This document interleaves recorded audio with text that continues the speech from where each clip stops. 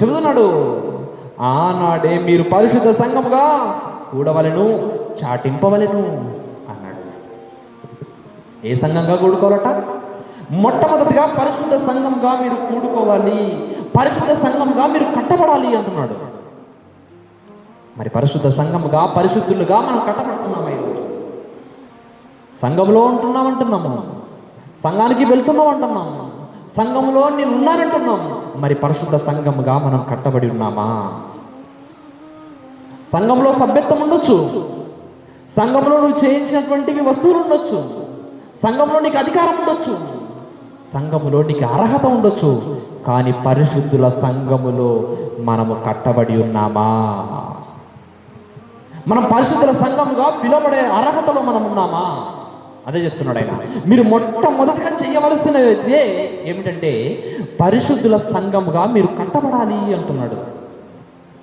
మొట్టమొదటిగానే మీరు పరిశుద్ధుల సంఘముగా మీరు కట్టబడాలి అని చాలా చోట్ల దేవుడు మాట్లాడిన విషయం ఏంటంటే మీరు పరిశుద్ధుల సంఘంగా కట్టబడాలి, మీరు పరిశుద్ధుల సంఘంగా మీరు ఆచరించాలి అని మాట్లాడిన విషయాలే మనం చాలా చూస్తాం బైబిల్.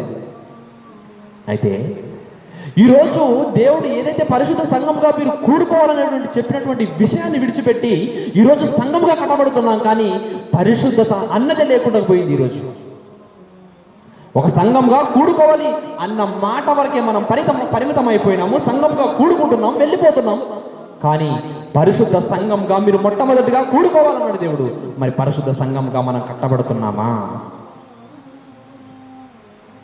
అదే చెప్తున్నాడు ఆయన.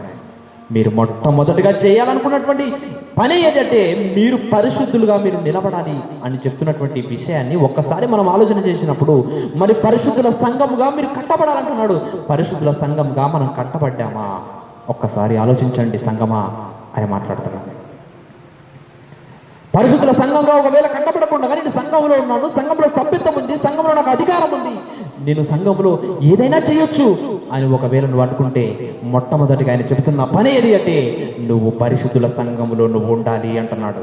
ఒకవేళ పరిశుద్ధుల సంఘంలో నువ్వు లేకపోతే ఏం జరుగుతుంది అంటే, మనం ముందుకెళ్ళి ఆలోచన చేసినప్పుడు కనబడుతుంది మనకి, పరిశుద్ధుల సంఘంలో లేకుండా ఎన్ని అర్హతలున్నా, ఎన్ని హోదాలున్నా,